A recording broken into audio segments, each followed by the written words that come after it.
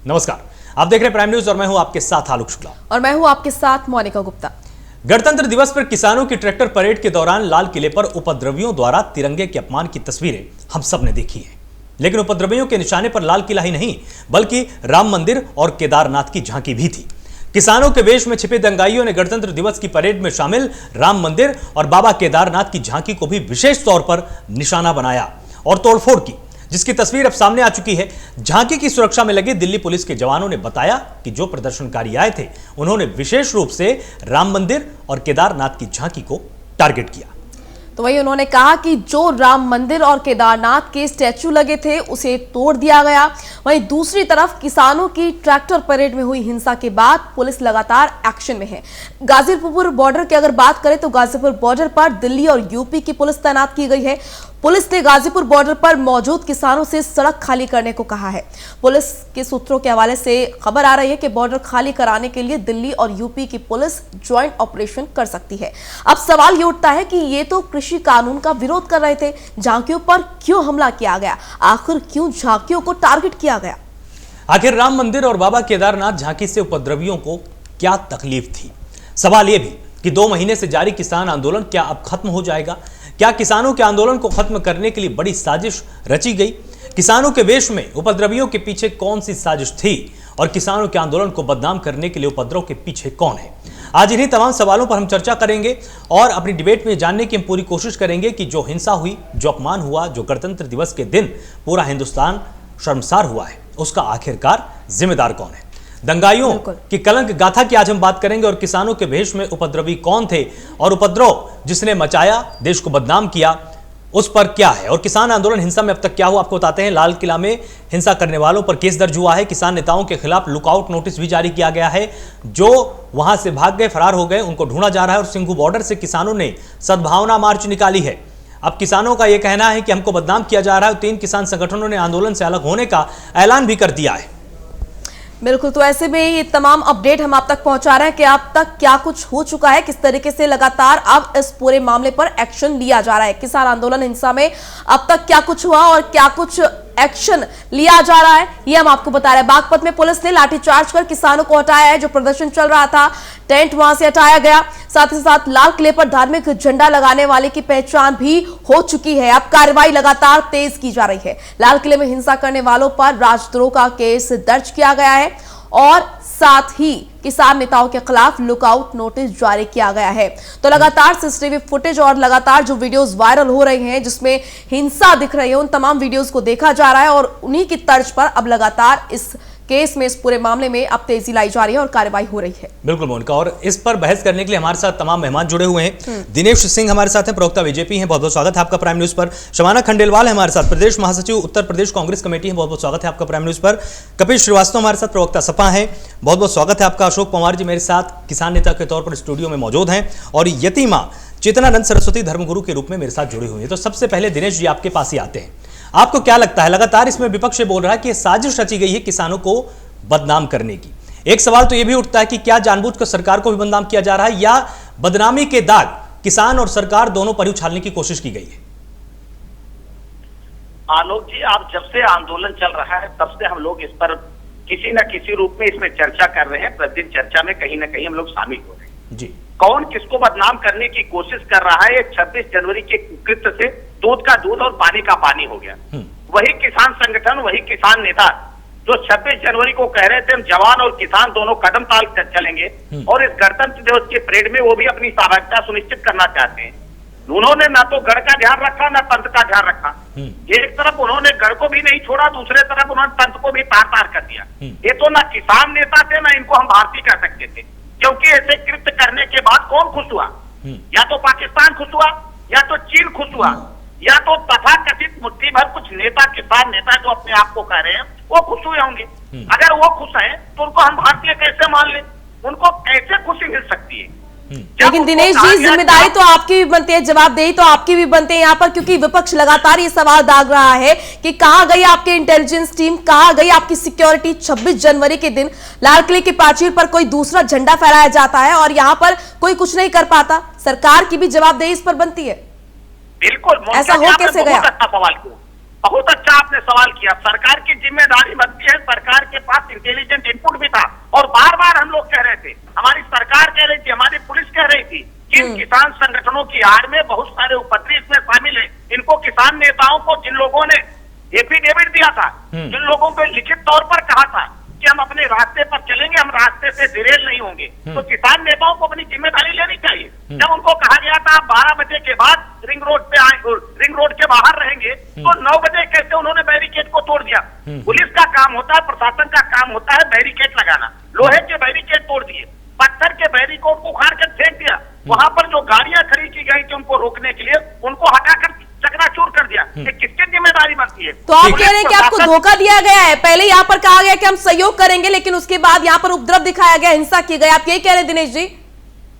बिल्कुल मैं यही कह रहा हूँ, इसके आगे भी मैं कह रहा हूँ। ठीक है, आपकी बात का जवाब खुद किसान नेता देंगे। अशोक जी हमारे साथ है। अशोक जी कुछ कहना चाह रहे हैं। जब दिनेश जी आप खुद कह रहे हैं आपके पास इनपुट था, पुलिस के पास इनपुट था, हमने भी इनपुट दे दिए थे, ये जो है सिद्धू जी ये आपके सनी देओल की कैंपेनिंग करते थे और ये हेमा मालिनी की कैंपेनिंग करते थे और माननीय प्रधानमंत्री जी के साथ उनका फोटो है और उन्होंने झंडा लहरा के वहां स्वयं अपनी जिम्मेदारी ली कि मैंने झंडा लहराया है, जिसको जो करना है कर ले, और वहां से मोटरसाइकिल से भागने दिया गया और उसको एफआईआर कर दिया। आपने अभी तक अरेस्ट नहीं किया है। अरे सुन लीजिए, अभी सारा ड्रामा करा के उसको किसानों के नाम को बदनाम कर देना चाहते हो।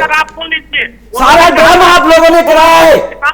कैसे किसान नेता का काम नहीं था, वहां से वहां तक पुलिस का काम है, ये पुलिस का काम था। पुलिस ने कैसे 20-20 किलोमीटर तक आने दिया उनको? लिखित में दिया था। अरे लिखित में देने से ये भी लिखित में दिया था। आपके वॉलंटियर कहाँ थे? शर्म नहीं आती है? अरे तुमको शर्म नहीं आती? देश में आग लगवाना चाहते हो, तुमको शर्म नहीं आती? तुमने पहले भी देश में आग लगवाई है, पहले स्टेट में लगवाई है, अब पूरे देश में आग लगवा देना चाहते हो। हम आग लगाना चाहते हैं, किसान ने कभी आग लगाई है? अशोक जी आज के भेजे हुए लोग हैं। हमने तो पहले कहा था पन्नू का हमारी स्टेट से कोई मतलब नहीं, पटेल का हमारी स्टेट से कोई मतलब नहीं, उनकी स्टेट भी अलग लगती है। आप खुद मान रहे हैं, वहां पे थे, हमने लिस्ट दे दी थी। एनओसी फिर क्यों दी गई? पन्नू को एनओसी फिर क्यों एनओसी दी गई? देखिए वहां पे थे लाखों आदमी, ये 10,000 आदमी वहां चले आए 4 लाख में से, तो उनको रोका जा सकता था ना? पकड़िए ना। आप पहले बोल सकते थे ना पुलिस को कि आप उनको शामिल बोल नहीं। दिया था, सबको बिल्कुल बोल दिया था। रात में 12 बजे सिद्धू ने वहां अनाउंस किया कि हम भड़काऊ भाषण दिए सिद्धू ने। ठीक है, स्टेज बंद हो गई थी रात को 12 बजे। सभी मेहमानों के पास एक बार चलते हैं। ठीक है, और सुनिए, आधा घंटा पन्नू वहां पे जहां से डाइवर्जन होना था, किसान नेता तो आगे आगे लेके ले गए और पन्नू जी वहां आधा घंटा तक भाषण देते रहे कि हमको तो लेफ्ट में जाना, तोड़ेंगे बैरिकेड। कहां गई थी पुलिस? जब जानबूझकर उन्होंने ऐसा किया, जानबूझ के क्या? शबाना जी, पुलिस ने होने दिया। शबाना जी आपको क्या लगता है? 1 घंटा लाल किला दूर था, अशोक जी प्रधानमंत्री जी बैठे हुए थे राजपथ पर, ठीक है, क्यों आपने जाने दिया हमको वहां तक? ठीक है, कांग्रेस के पास एक बार चलते हैं ना, एक बार जवाब ले लेते हैं सभी से एक बार। शबाना जी आपको क्या लगता है इसमें ये चूक? पानी काट रहे हैं। अशोक जी एक सेकंड ना, सबसे एक बार जवाब ले लेने दीजिए। हद हो गई तुम लोग। अशोक जी सबसे एक बार जवाब ले लेने दीजिए। शबाना जी आपको क्या लगता है ये चूक दिल्ली पुलिस से हुई है, इंटेलिजेंस से हुई है, या केंद्र की सरकार से चूक हुई है, या किसान नेताओं को भी अपनी जिम्मेदारी यहां पर उठानी चाहिए? नहीं, देखिए ये बड़ी विडंबना है, बड़ी शर्मनाक घटना है कि हमारे देश का तिरंगा झंडा ना, राष्ट्रीय झंडा ना फहराते हुए पीला झंडा फहराया गया लाल किले पर। बट हमारा ये बिल्कुल निश्चित मानना है कि ये नाकामी सरकार की है। किसान नेता है, अन्नदाता है, वो अपने हक की लड़ाई लड़ रहे हैं, मगर उनकी तरफ से ये चूक बिल्कुल नहीं हो सकती। ये षड्यंत्रकारी लोग थे जिन्होंने जानबूझ के किसान आंदोलन को खराब करने की कोशिश की गई। पुलिस नाकाम थी, वहां पर सारी एजेंसियां नाकाम थी और सरकार फेल थी। ये सब कैसे हो गया? किसान लगातार परमिशन मांग रहे थे और हम ये बिल्कुल मानने को तैयार नहीं है कि ये किसानों की शरारत है। वो कभी नहीं कर सकते, वो अपने हक की बात कर रहे हैं और आज भी हम दिल से अन्नदाताओं के साथ हैं। सरकार को उनसे बात करनी चाहिए थी, वहां तक नौबत नहीं आने देनी चाहिए थी। ये देश के लिए शर्मनाक चीजें हैं। शबाना जी, आप ये किसानों का ठीक है। 40 जत्थेदारियों ठीक में है। से कोई नेता वहां ठीक पे है, गया हो अशोक जी। बाल किले पे, आईटीओ पे, बता दीजिए आप। जो वो सब अपने वीडियोस रूट पे वो चले गए सब वीडियोस लोग। सभी पूरे देश ने देखी है, जहां पर ट्रैक्टर जो है वो चलाए जा रहे थे, किस तरीके से उत्पात मचाया गया, हिंसा की गई। तो आप ये कह रहे हैं कि उससे कोई ताल्लुक किसानों का नहीं है, वो किसान नहीं थे जो ट्रैक्टर चला रहे थे वहां नहीं, पर? वो किसान नहीं थे, वो षड्यंत्रकारी थे, वो भेजे गए थे किसानों का इस आंदोलन को बिगाड़ने के लिए। हम आज भी ये बात बोल रहे हैं, वो षड्यंत्रकारी थे, भेजे गए लोग थे, जो गुंडा तत्व थे। उन्होंने, क्योंकि उन्होंने पहला बार पुलिस पे पथराव किया। किसान कभी ये नहीं कर सकता, हमारा अन्नदाता कभी ये नहीं कर सकता। पुलिस पे वार किया और पुलिस ने वापस जो उनके साथ किया है, आज बागपत में क्या किया किसानों के साथ, क्या हालत की है। बुजुर्गों को निकाल कर बिस्तर छीन लिए, उनके टेंट फाड़ दिए गए, जेसीबी उन पे चला दी गई, उनका जो घरौंदे बने हुए थे तोड़ दिए गए। ये सब क्या है? सरकार की नाकामी। सरकार क्यों बात नहीं करती उनसे? ठीक है, कपिल जी वो आपके पास हमारे आते देश के हैं। नागरिक कपिल हैं। जी, आपसे एक बार हम यहाँ पर समझने की कोशिश करते हैं कि क्या सिर्फ और सिर्फ सरकार के पाले में ही गेंद डाल लेना ठीक होगा, या उन उपद्रवियों की पहचान करना सबसे पहले जरूरी है जिन्होंने उपद्रव मचाया, किसानों को बदनाम किया और गणतंत्र दिवस के दिन तिरंगे का भी अपमान किया है? आपने बहुत ही माकूल प्रश्न पूछा है, और निश्चित रूप से सिक्के के दो पहलू होते हैं। एक पहलू दिनेश जी ने प्रस्तुत किया, दूसरा पहलू हम लोग भी प्रस्तुत कर रहे हैं जी। लेकिन कौन सा पहलू सही है, इसका निर्धारण हम दोनों ही नहीं कर सकते। बिल्कुल। इसका निर्धारण जो होना था वो तो हुआ, और उसकी जितनी मजम्मत की जाए, जितनी भर्त्सना की जाए वो कम है। और ये देशद्रोह हुआ, जो हुआ वो देशद्रोह हुआ जी। मैं एक चीज बहुत सीधी सी बात आपको कह रहा हूँ कि इसमें माननीय सर्वोच्च न्यायालय के निगरानी में एक उच्च न्यायिक कमेटी का गठन हो जो इसकी जांच करे, क्योंकि बहुत सीधी सी बात है। मैं परिस्थिति जन साक्ष्य पर बात करूंगा, विद एविडेंसेस बात करूंगा, क्योंकि बाकी हवा में बात करने का कोई मतलब नहीं है। जो 66 दिन से किसान बैठे हुए थे, रोज की रोज रिलेवेंट मान करके 10 बार हमारी सरकार ने उनसे बात की थी, तो जरूर उन पर भरोसा रहा होगा कि ये किसान है, ये सही है, ये हिंसक नहीं है, इसीलिए हमारी सरकार ने बात की। ये बात अलग है कि दोनों तरफ से बातें नहीं हो पाई, और माननीय सुप्रीम कोर्ट ने भी इसके फेल्योर की टोटल जिम्मेदारी भारत सरकार की दी थी, और सारा कुछ कहा था। कई बार हम लोग इस पर परिचर्चा करते हैं। मैं एक सीधी सी बात कह रहा हूं कि 66 दिन तक जो किसान आंदोलित था, जिसके 160 किसान इस ठंडक में बैठ करके 0 डिग्री टेम्परेचर पे खत्म हो गए, समाप्त हो गए, वो तब बलवा नहीं किया तो वो उस दिन कैसे कर दिया? ये एक बहुत बड़ा प्रश्न। मैं एक चीज ये पूछना चाहता हूँ, बहुत रिलेवेंट क्वेश्चन। मैं सीधी बात ये पूछना चाहता हूँ कि जितने किसान संगठन के बड़े नेता थे, वो नेता क्या आईटीओ पर दिखाई दिए? क्या वो नेता क्या लाल किले पर दिखाई दिए? नहीं दिखाई दिए। फिर भी उनको 120B के तहत षड्यंत्रकारी माना गया। मैं एक बात पूछना चाहता हूँ शुक्ला जी, क्योंकि आप ला को भी जानते हैं, मैं आपके साथ कई परिचर्चा कर चुका, इसलिए मैं आपके सामने कहना चाहता हूँ कि देखिए, जब बाबरी मस्जिद विध्वंस हुई थी, उसमें तो लाल कृष्ण आडवाणी साहब, सुषमा स्वराज साहब, रिकम्बरा जी और तमाम साध्वी लोग वहां उपस्थित थी, जो कि एबेटमेंट कर रहे थे, उत्प्रेरणा कर रहे थे, और उनको 120B लगी थी। लेकिन 120B का हस्र आपने देख लिया कि सभी निर्दोष साबित हो गए। जो वहां खड़े थे पिक्चर में, वो निर्दोष साबित हो गए। और आप उन किसान नेता को आंदोलन को क्रश करने के लिए 120B का मुल्जिम 307 के साथ बना रहे हैं, उस लूट और हत्या के साथ, लूट और डकैती के साथ बना रहे हैं, जिसका दूर दूर तक उनसे कोई रिलेवेंसी नहीं है। वो वहां पर मौजूद ही नहीं थे जिसको आप कह रहे हैं कि 120B। 120B एक ऐसी षड्यंत्र की धारा होती है जो कि स्वपचित धारा के साथ अपनी सजा लेती है, उसकी अपने आपस में कोई सजा नहीं होती है, इसलिए इसको प्रूव करना भी मुश्किल होता है। सरकार भी इस बात को बहुत अच्छे जानती है। मैं दूसरी चीज आपको पूछना चाहता हूँ, दिनेश जी से जवाब जरूर लीजिएगा। मैं चाहता हूँ कि हम लोग 1 to 1 बात करें। मैं ये पूछना चाहता हूँ कि इस आंदोलन को क्रश करने से किसको फायदा था? सीधी बात की, इस आंदोलन को क्रश करने का फायदा व्यापारियों को था, चंद चुनिंदा व्यापारियों के लिए, जिसके लिए ये सरकार बिल लेकर के आई थी। और ये मैं पूछता हूँ कि कोई लड़का रहा था जो दुष्प्रेरण करने का काम कर रहा था, वो व्यक्ति था दीप सिद्धू, जो कि भारतीय जनता पार्टी के चुनाव का प्रभारी था सनी देओल का, जिसके साथ इन लोगों के साथ चित्र जारी हुआ है, उसके ऊपर कोई नेम्ड मुकदमा इस 25 मुकदमों में नहीं है। तो आप सोचिए कि कितने साजिश रखी। दूसरी बात, एक बात कही जाती है कि अगर विधि के अंदर ये स्पष्ट है कि उत्पात अगर किया तो वो अराजकता भी उतनी दोषी है जितना अराजक तत्वों को मौका दिया गया लाल किले पर करने के लिए, क्योंकि लाल किले पे 4 सुरक्षा घेरे होते हैं। कहाँ का वो सुरक्षा घेरा, किस तरीके से इन लोगों ने जाके वहां उत्पात बताया, और वो किसान नहीं थे, वो निगोरी। दिनेश जी, मैं आपके ही पास आऊंगा, एक छोटा सा यहाँ पर रिएक्शन ले लेंगे। यतिमा हमारे साथ जुड़ी हुई हैं, धर्मगुरु हैं, आपसे ये समझना चाहेंगे कि जिस तरह से 26 जनवरी में एक नई तस्वीर सामने आई, अब तक ऐसा इतिहास में देखा नहीं गया था आजादी के बाद से कि एक विशेष धर्म का झंडा, एक विशेष पंथ का झंडा वहां पर फहरा दिया गया और ये दिखाने की कोशिश की गई कि नहीं देखिए हमारी शक्ति ये है। और तमाम तरह की बातें और भी हैं, वो भी हम टीवी के मंच पर नहीं बोल सकते हैं क्योंकि ऐसा ठीक नहीं है और हमारी जिम्मेदारी बनती है कि कुछ चीजों को मंच से ना बोला जाए जब तक जांच पूरी नहीं हो जाती है। आप इस पूरे मसले को किस तरह से देखती हैं?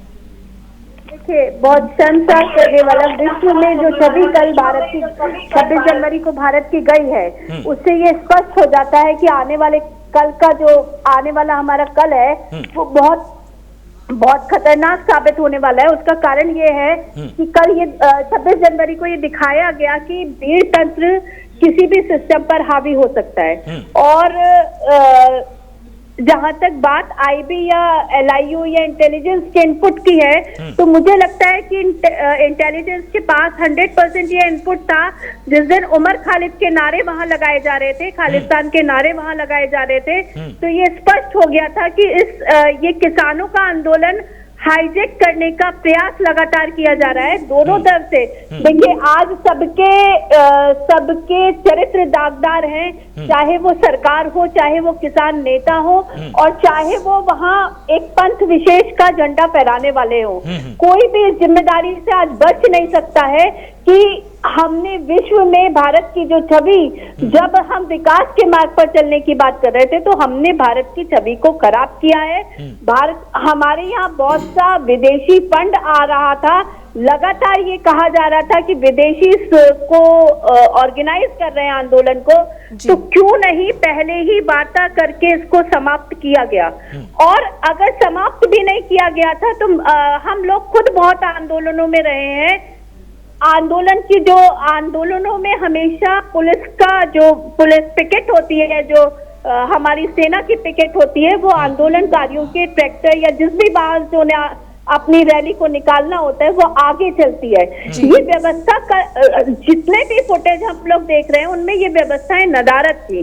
तो ये किसी एक भी व्यक्ति के लिए मुझे लगता है कि आज कोई भी व्यक्ति इस जिम्मेदारी से बच नहीं सकता, चाहे किसान नेता हो, चाहे सरकार हो, चाहे इंटेलिजेंस हो, चाहे वो उपद्रवी हो। ये तो निश्चित है, ये तो देखिए, ये तो निश्चित है कि जिस तरीके से वहाँ वामपंथियों का, वहाँ जिहादियों का डेरा लगा हुआ था, और जिस तरीके से उमर खालिद के नारे लग रहे थे, स्पष्ट हो गया था कि इस आंदोलन को हाईजेक तो आप कह रहे हैं कि किसान आंदोलन को हाईजेक करने की कोशिश की जा रही थी, जो कि आप देख रहे हैं कि वो कोशिश जो है पूरी होती हुई नजर आ रही है। दिन चुना गया था क्योंकि ये दिखाना था कि इस देश पर भीड़ तंत्र हावी हो सकता है।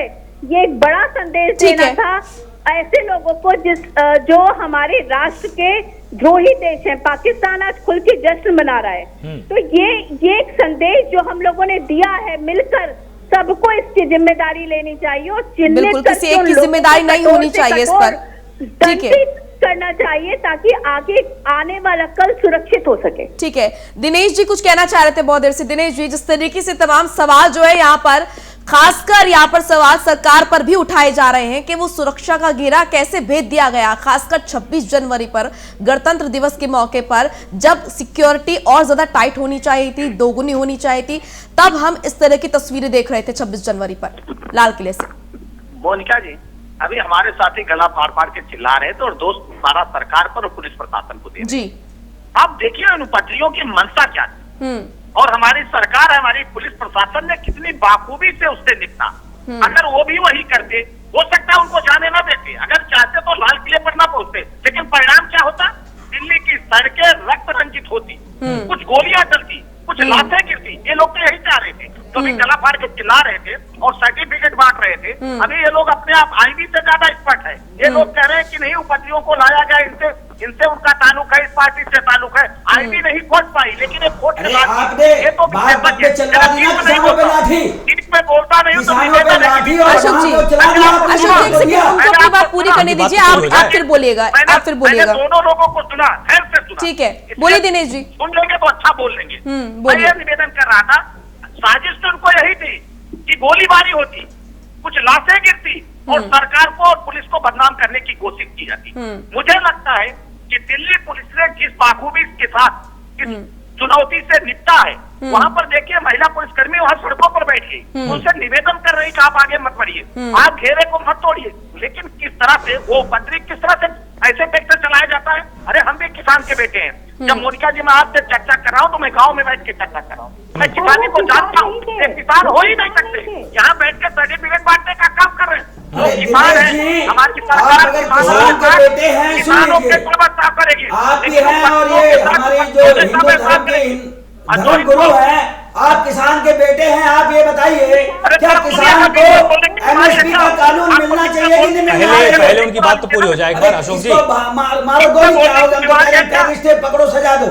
आप ये बताइए मेन मुद्दा, अरे मेन मुद्दा ये बताइए कि एमएसपी मिलना चाहिए कि नहीं मिलना चाहिए? पर तो बात हो रही है ना। अशोक जी मुद्दा है, बहुत बड़ा मुद्दा है, इस पर बात होनी चाहिए। नहीं मार दी जा सकती है इस पूरे मुद्दे को। साइड कैसे कर देंगे आप? अरेस्ट करो जो लीगल नहीं तो साइड कैसे करेंगे आप? अरेस्ट करो आप। अगर इस पर आज बहस नहीं होगी, अगर इस पर आज बहस नहीं होगी ना अशोक जी, तो ये फिर इसके बाद फिर से होगा कभी ना कभी, इस पर बहस आज होगी। तो ये तो वहां पुलिस कर रही है बागपत में, हाँ दमनकारी सरकार भी कर रही है। नहीं तो क्या करें फिर? अब सरकार के पास क्या रास्ता है? सरकार के पास क्या रास्ता है? रास्ता बताइए ना। हम तो उसको जब सरकार, अशोक जी देखिए, अशोक जी मुझे एक चीज का आप दीजिए, दिनेश जी एक सेकंड, मुझे एक चीज का आप दे दीजिए दिनेश जी एक सेकंड, अशोक जी एक सेकंड, मुझे एक चीज का आप यहाँ पर, अशोक जी मुझे एक चीज का आप यहाँ पर जवाब दे दीजिए। एक चीज का आप मुझे यहाँ पर उत्तर दे दीजिए अशोक जी। जिस तरह से महिला सिपाहियों को आगे किया गया था सिर्फ यह सोचकर कि ये बहन बेटियां हैं, इनका कम से कम किसान सम्मान करेंगे, उनको खींच खींच कर कोने में ले गए कुछ लोग, ये फिर किस तरह का प्रदर्शन था? नहीं, हम कह रहे हैं जो भी धारा लगती है, जो भी वहां था गैर कानूनी जिसने किया, उसको उस धारा में आप। दूसरी बात, दीप सिद्धू एक और चीज इसमें ऐड कर लीजिए। कानून उन पे लगता है, जो भी धाराएं लगती है उनको सजा दीजिए, हम तो कह रहे हैं कल से कह रहे हैं। और दूसरी चीज एक और इसमें ऐड कर लीजिए, दीप सिद्धू की जिस तरह से बात की जा रही है, हजारों लोग वहां पर मौजूद थे, अगर वो चाहते तो क्या उसको रोक नहीं सकते थे क्या? कि कहीं ना कहीं उनके मन में भी ये भावना थी कि नहीं आज ये वाला झंडा यहाँ पर फहराया जाना चाहिए, तभी तो उसको जाने दिया। अरे भाई वो दीप सिद्धू के ही आदमी तो थे। अच्छा, तो आदमी इतना बड़ा नेता है वो, इतना बड़ा नेता है वो। हाँ, अशोक जी आप ये कहकर पल्ला नहीं झाड़ सकते हैं। दीप सिद्धू, पन्नू और जो पंडेर, वो सब उन्हीं 3 लोगों के आदमी थे। उनका तो आप कह रहे हैं 26 जनवरी पर जो तस्वीर पूरे देश ने देखी है, ये कभी भी कृषि मंत्री के यहाँ भी नहीं गए तीनों के तीनों। हमने तो शुरू से मना कर दिया था। सवाल यही है, पहले दिन से मना कर सवाल यही है कि जब ये आप केस, और पुलिस को भी मालूम था, किसानों ने भी कह दिया था भाई हमारा इनसे कोई मतलब नहीं है, इन्हें आप देख लीजिए। लेकिन सुन लीजिए, लेकिन वो जमीन हमारे नाम नहीं हो रखी है, सड़क किसी का बैनामा नहीं कर रखा सरकार ने या किसी ने कि हम वहां से उठा के। अशोक जी 26 जनवरी पर जो तस्वीर देश ने देखी, आप ये कहेंगे वहां पर एक भी किसान नहीं था? आप ये बताइए मुझे। नहीं, किसान में से ही ये लोग थे। हम कब कह रहे हैं कि ये कहीं से बाहर से तो क्या ये ठीक है किसानों का इस तरह का हिंसा करना ठीक है? ये या कोई खालिस्तान देश अलग है तो निंदा कीजिए ना, इस चीज की निंदा कीजिए। तो निंदा तो हम कर रहे हैं, निंदा है, शर्मिंदा है। हाँ, जिन किसानों ने ये किया वो गलत है। अरे निंदा, शर्मिंदा, गलत किया, हम तो कह रहे हैं सजा दीजिए, और क्या कहें इससे ज्यादा। कल से हमारी डिमांड है, हम तो कह रहे हैं सिद्धू को अरेस्ट करो। सिद्धू के अलावा वो तमाम किसान जो जिम्मेदार है, वो तमाम किसान शबाना जी थे, उनको आइडेंटिफाई करके जो भी सजा जिस कानून में होती है देश में उनको दीजिए। शबाना जी बिल्कुल, शबाना जी भी हमारे साथ नहीं जुड़ी हुई है यहाँ पर, वजह से हुआ इसकी भी साजिश। ठीक है, कपिश जी हमारे साथ जुड़े हुए हैं। कपिश जी, जिस तरह से एक यहाँ पर गंभीर प्रश्न ये भी खड़ा होता है कि चलिए ठीक है, ये तर्क विपक्ष का काफी हद तक सही लगता है कि हो सकता है किसान संगठनों को बदनाम करने की, आंदोलन को बदनाम करने की एक साजिश हो जिसकी जांच की जा रही है। यह भी तो हो सकता है कि सरकार को बदनाम करने के लिए जानबूझकर प्लानिंग पहले से की गई थी, इसलिए बार बार ये जिद की गई कि नहीं हमको 26 जनवरी को ट्रैक्टर परेड निकालनी है, जबकि दिल्ली पुलिस पहले रोक रही थी कि आप मत निकालिए, आप उसके आगे या पीछे की आप तारीखें ले लीजिए। जानबूझकर जिद की गई, तैयारियां क्या इसकी पहले से ही थी? क्योंकि देखिए दोनों एंगल से फिर इसमें जांच होनी चाहिए ना। देखिए आलोक जी, हमने अपने डिबेट की शुरुआत में ही ये बात कहा कि सिक्के के हमेशा दो पहलू होते हैं। एक पहलू में दिनेश सिंह जी हैं, दूसरे पहलू में हम लोग हैं। बिल्कुल। ठीक है, मैं एक बात ये कहना चाहता हूँ, इसीलिए मैंने कहा कि उच्च कमेटी जो न्यायिक जांच की कमेटी है वो बैठ जाए, क्योंकि जो मुंसफ है अगर वही कातिल है तो वो फिर उसकी जांच नहीं कर पाएगा। न्याय कहाँ से दिल्ली मिलेगा? पुलिस ने कहाँ लूप होल छोड़े थे, क्यों छोड़े थे? कहीं ना कहीं से दिल्ली पुलिस की बहुत बड़ी उपेक्षा थी इसके अंदर, तो वो अपनी उपेक्षाओं को तो नहीं गिनाएगी, वो तो अपनी बड़ाई करेगी। मैं इसीलिए कह रहा हूँ, बहुत सेलेक्टिव बातों में मैं कह रहा हूँ। और मुझे अफसोस इस बात का है कि दिनेश सिंह जी बहुत तार्किक व्यक्ति हैं। मैंने सारे लीगल पॉइंट्स उठाए थे कि वो लीगल पॉइंट्स को छुएंगे, लेकिन वो उन्होंने एक भी लीगल पॉइंट्स को मेरे जवाब नहीं दिया। मैं अब दूसरी बात कहना चाहता हूँ कि देखिए 37 निर्देश इनके बीच में जारी किए गए थे दिल्ली पुलिस के द्वारा कि किसान नेता जो है इन 37 निर्देशों का पालन करेंगे, और किसान नेताओं ने सुनिश्चित करने की बात कही थी, उन्होंने हामी भरी थी इससे। लेकिन एक चीज आप देखिए, जो रिलेवेंसी है उसको आपको कनेक्ट करना पड़ेगा कि अगर आप पूर्व संध्या पर अगर आप 37 अचानक एक नियम लेके आते हैं तो लाखों लाख की संख्या में जो किसान बैठे हुए उनमें ठीक से वो कम्युनिकेट भी नहीं हो पाएगा। दिल्ली पुलिस खुद के ही अपने लोगों में कम्युनिकेट नहीं कर पाएगी। अच्छा, तीसरी चीज जो किसान नेताओं की बातें सामने आई हैं वो ये भी आई है कि जिस पथ पे उनको दिया गया था उस पथ पे जब वो निकल रहे थे तो वहां पे जो पहले खड़े हुए थे या बैरियर्स थे उनको हटाया नहीं गया था और दूसरे उनको चेंज कर दिया गया। अब देखिए बात क्या है, अब सुन लीजिए, आपका समय आएगा आप बोलिएगा हमने नहीं बोला।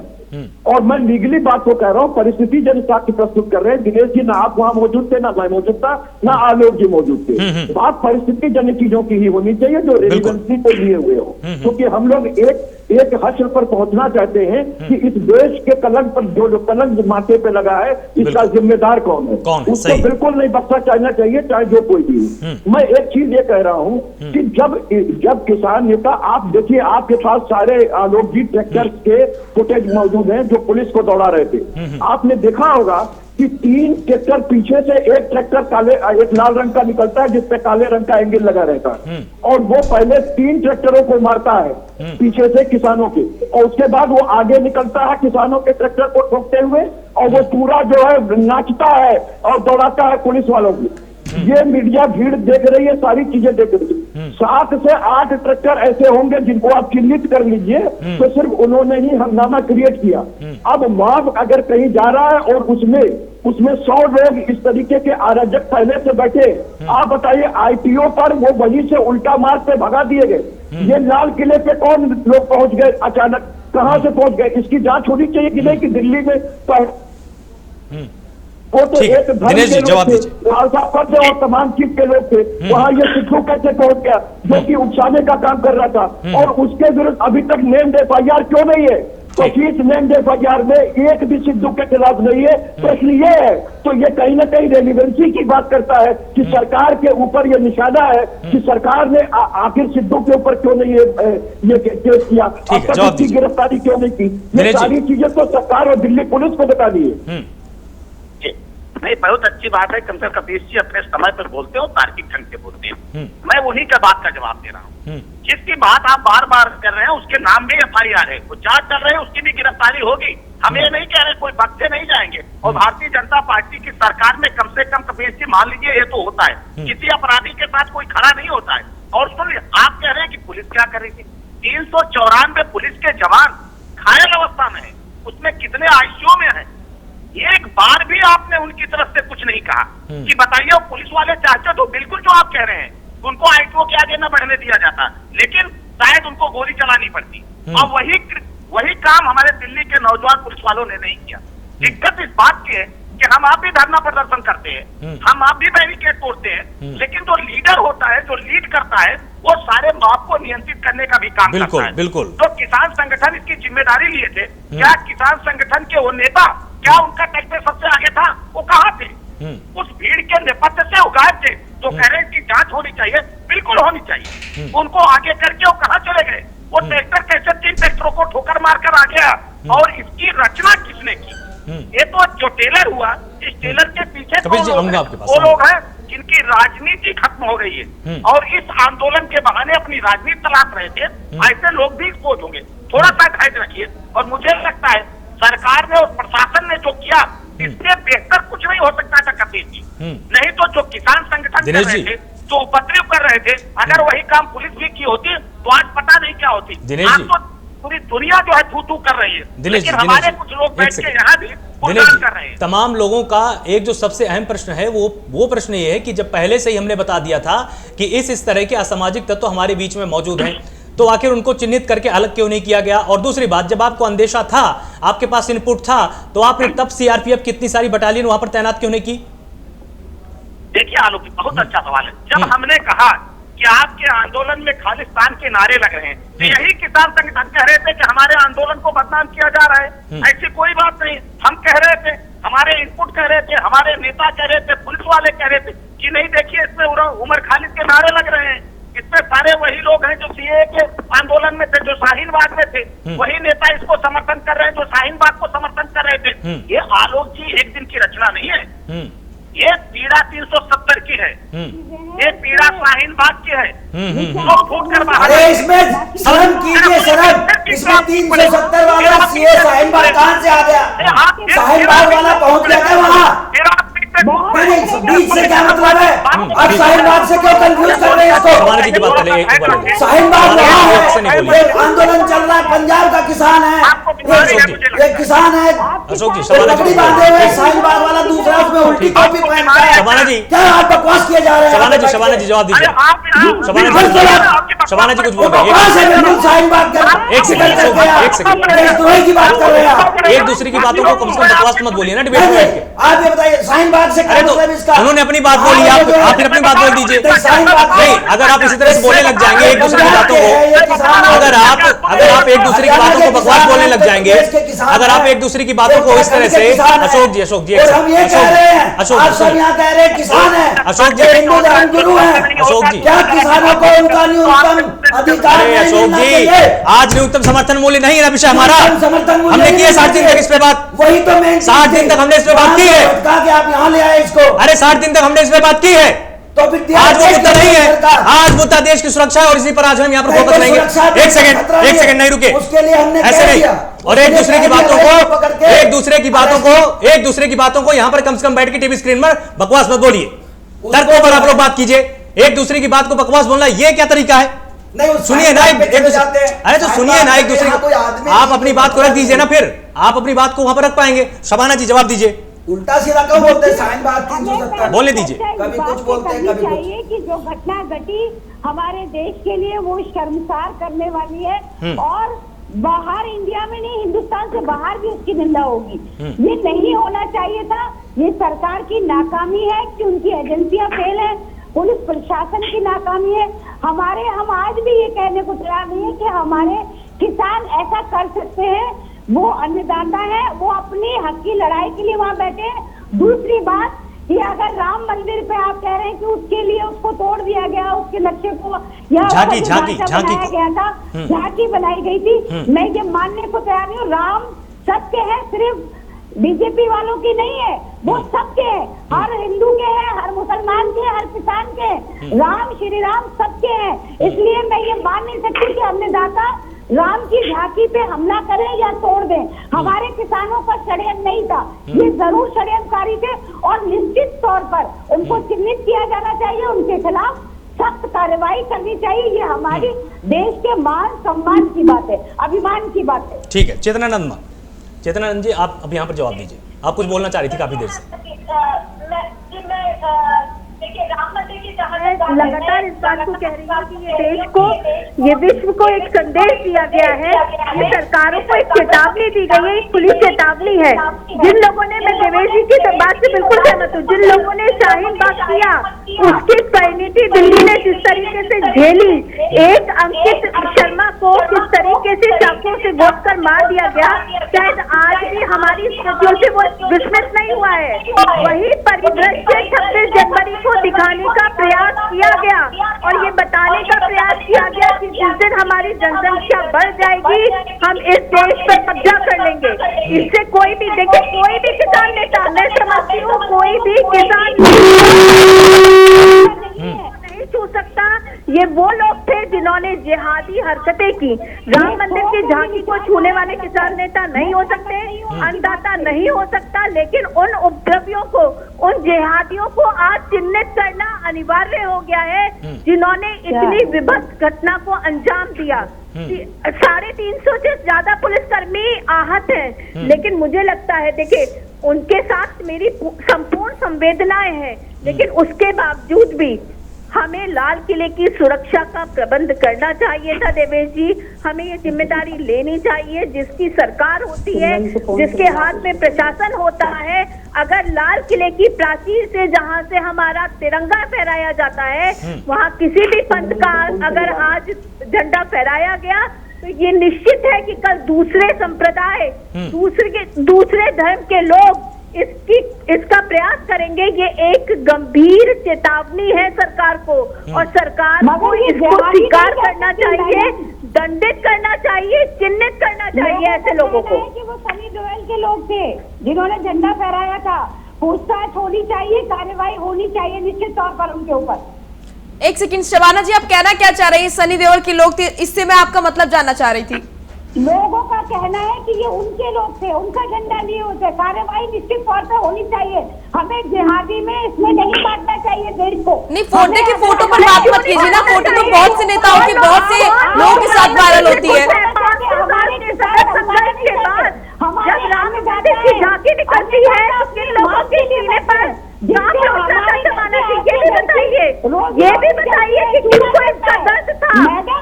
जिस परिदृश्य को दिल्ली, ठीक है, परिदृश्य को राजपथ देखा, ठीक है शबाना जी, इस परिदृश्य को पूरा विश्व देख रहा था, उसको कलंकित करने की मंशा किन लोगों की थी, ये जरूर देखना चाहिए। ये साफ हो जाएगा कि वो कौन लोग थे, किनकी मंशा थी इस तरह की हिंसा करना, ये किसका काम था। अशोक जी, आपके पास आऊंगी। जिस तरीके से आपने देखा, पूरे देश ने देखा, जो तस्वीरें हमने 26 जनवरी पर देखी वो कभी नहीं देखी इस तरह की तस्वीरें। क्या इससे जो किसान आंदोलन है वो कमजोर होगा? क्योंकि किरकिरी देखिए आंदोलन की भी हुई है, क्योंकि कई ऐसे संगठन है जो कि पीछे हटे हैं अब इस आंदोलन से। क्या इससे आंदोलन कमजोर होगा?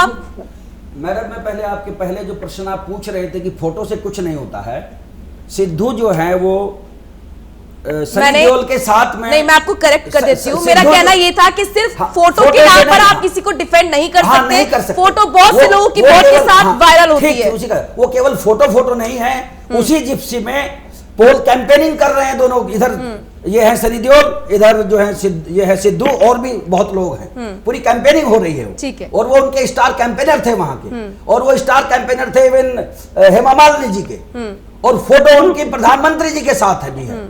तो प्रधानमंत्री जी के साथ कोई ऐसे फोटो नहीं खिंचा सकता है, और 2 स्टार कैंपेनर थे वो, फिर और क्या रह गया इससे ज्यादा। तो यही सिद्धू जी ने झंडा फहराया, उन्होंने कहा नहीं, वो तो वायरल वीडियो में ये भी कह रहे हैं ना कि अगर मैं परते खोले पे आ गए तो किसानों की परते जो वो खोलेंगी, फिर किसान खोले कौन कह रहा है? मना तो ऐसे ही सिर्फ कहने पर और सिर्फ देखने पर विश्वास नहीं कर सकते ना। परते वो तो खोल रहा है, अशोक जी, जांच के बाद साफ हो जाएगा कौन किसके साथ है। आप बताइए। ठीक है, वो सब दिख जाएगा, कोई बात नहीं। उन्होंने कहा हमने झंडा फहरा दिया, और उसकी वीडियो भी बना रहे हैं, लाइव भी कर रहे हैं, और हम तो और अपने आप सवाल तो आप पर भी खड़े कर रहे हैं।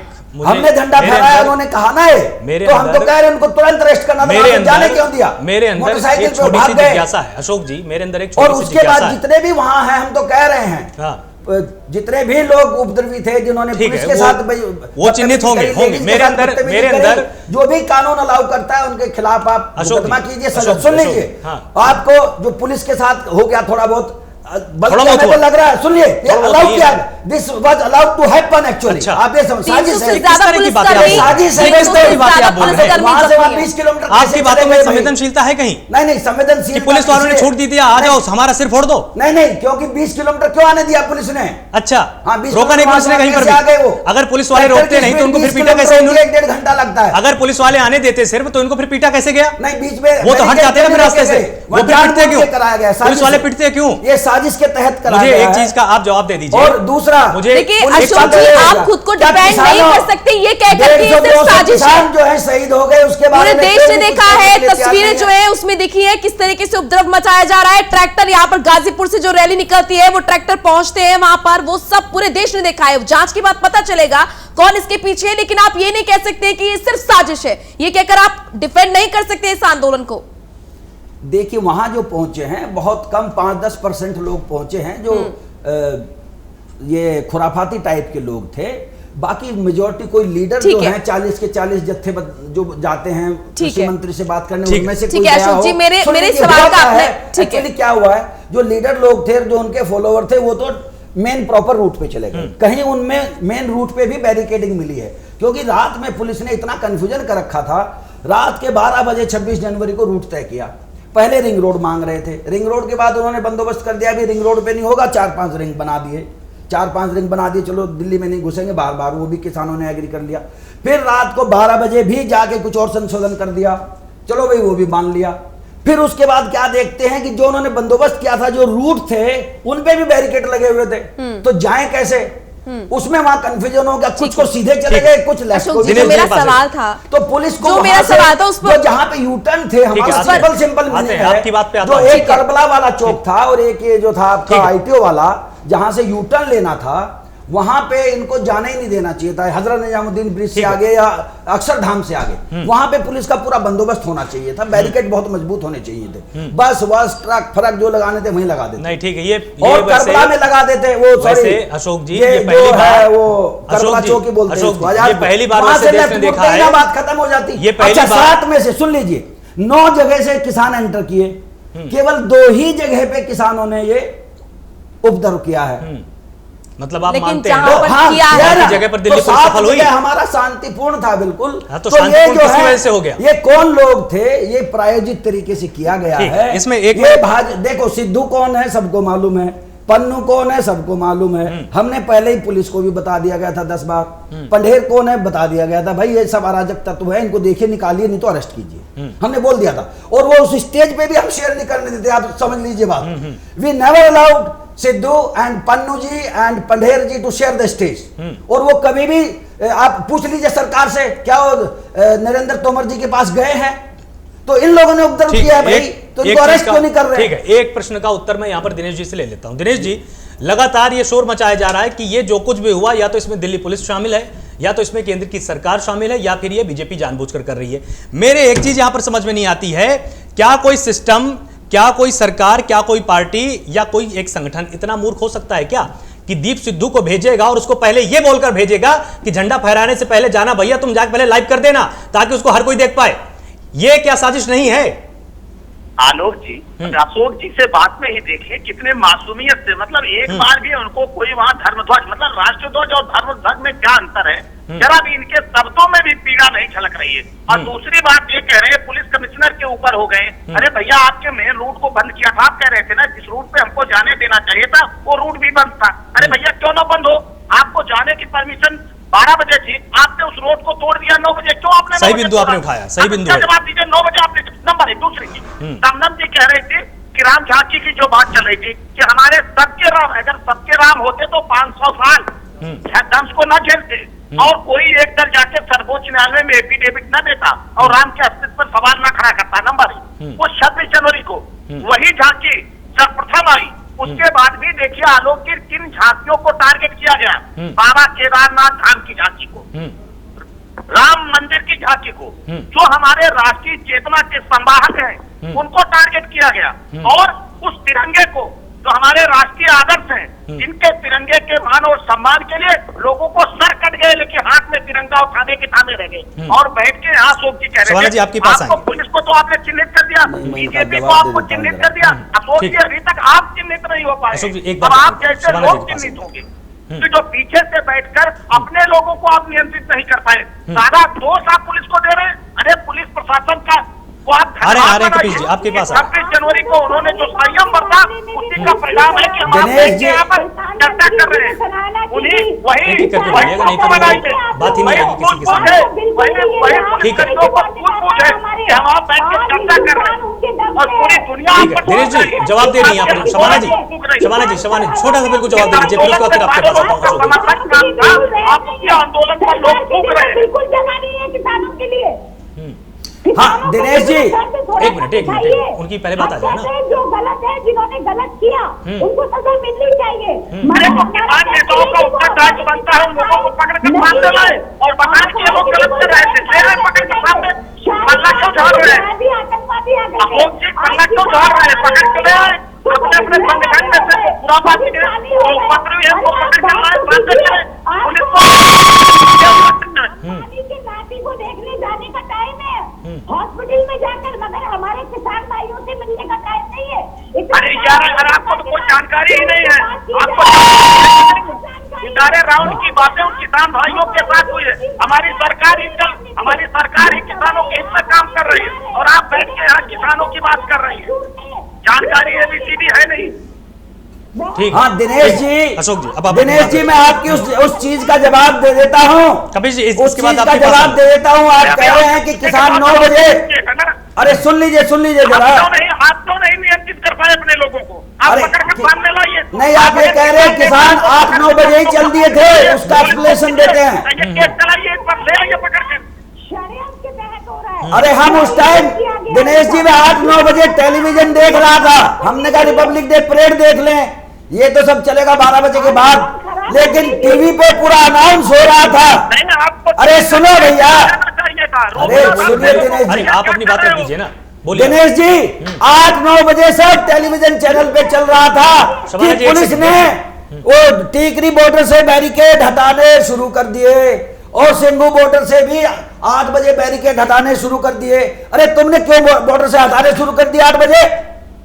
क्या जल्दी थी हटाने की? आप हटाते 11 बजे हटाते इसको और एक लेन हटाते खाली। आज you have allowed it to happen. 8 बजे क्यों हटाना शुरू किया, टीवी पे चलवाना शुरू कर दिया? तो वो तो बच्चे वहां निकलेंगे तो जोश में थे सब, एक एक करके क्यों हटाया आपने 8 बजे? साजिश आप लोग करते हो। अशोक जी, और दूसरा इसको धर्म से मत जोड़िए। जो झांकियां थी वहां, अगर उनमें नुकसान हुआ है, ये केवल राम मंदिर और केदारनाथ की झांकी में ही नहीं, बाकी सब झांकियों में भी हुआ होगा, अशोक जी, बाकी सब झांकियों में भी हुआ होगा। वहां कोई एक दूसरे समुदाय के लोग नहीं थे कि वहां मुस्लिम थे और उन्होंने आपके राम मंदिर से और केदारनाथ मंदिर से कोई झगड़ा की। ठीक है अशोक, इस तरह की बात मत कीजिए। अशोक जी सुनिए, सब चीजों को सांप्रदाय, वहां सब झांकियों में हमें लगता है नुकसान हुआ, सब झांकियों में हुआ। उसको पर्टिकुलरली ये मत कहिए राम मंदिर का तोड़ दिया और ये तोड़ दिया। आगे लोग तोड़ते हैं, अशोक अब आपने अयोध्या में बना लिया, अब आप लोग मथुरा में बनाना चाह रहे हैं। अशोक जी सुनिए, एक काम आप लोगों के हाथ में है ना, अरे सुनिए तो अशोक जी, मत जाइए, ना शिक्षा देनी है, अरे ना सुनिए ना, चिकित्सा देनी है, ना किसानों को स्वास्थ्य व्यवस्था देना है। अब आप उस पर चले जाएंगे। हाँ वही जरूरी है देश में। सुनिए ना, हाँ इतना मंदिर जरूरी है, सारी चीज है जरूरी है। मुझे एक चीज का आप यहाँ पर उत्तर दीजिए।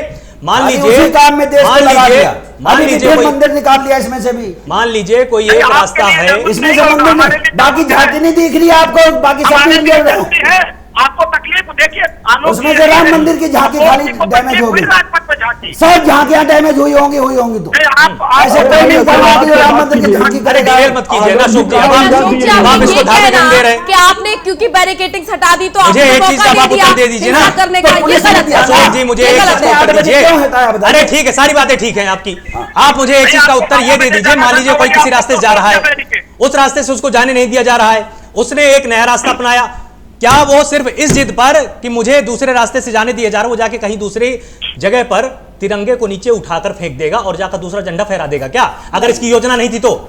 नहीं, हम तो कह रहे हैं भाई तिरंगे का अपमान करना बहुत ही बुरी बात है और वो पूरे देश के लिए, तो इसको डिफेंड किया जा रहा है, कहां डिफेंड कर रहे हैं? नहीं किया जा रहा है, आप बोल रहे हैं कि उसको जाने दिया गया, दिल्ली पुलिस ने काम नहीं किया। जिसने भी तिरंगे का अपमान देखिए, किया, आप जिस तरीके से डिफेंड कर रहे हैं वो शर्मनाक है। उसे वो सजा दो, उसे फांसी पे चढ़ा दो। अशोक जी, आपका ये कहना कि बैरिकेटिंग हटाना यानी कि मौका देना, कपिल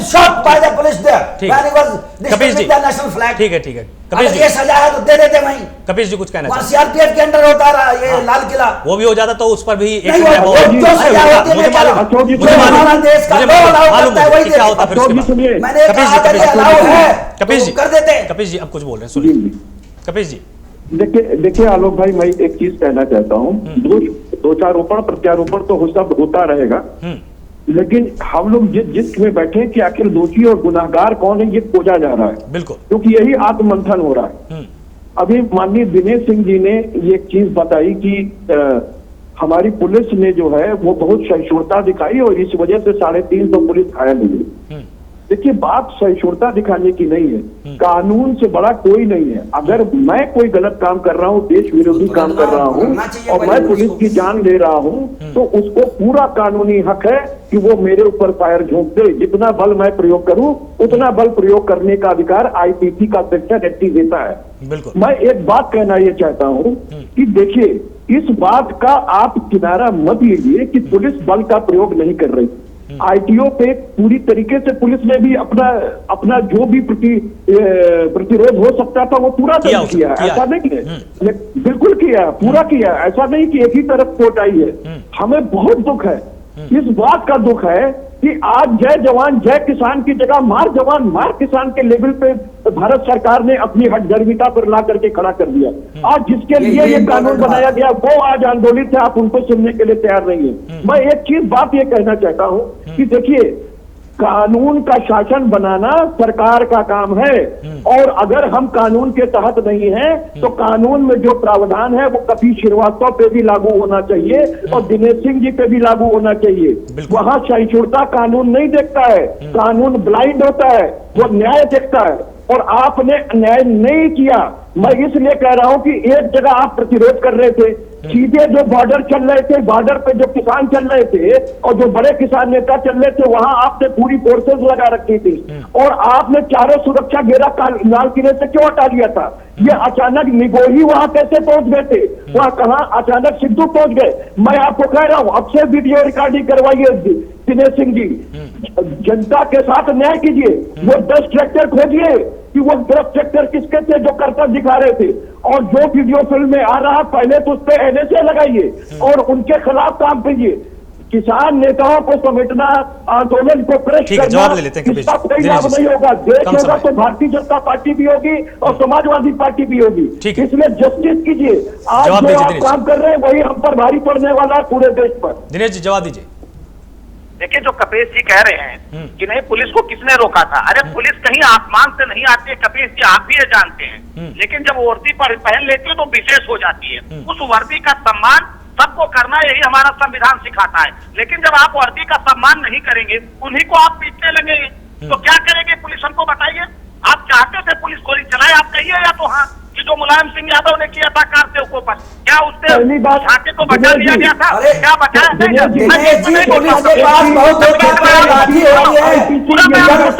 कुछ कहना चाह रहे हैं?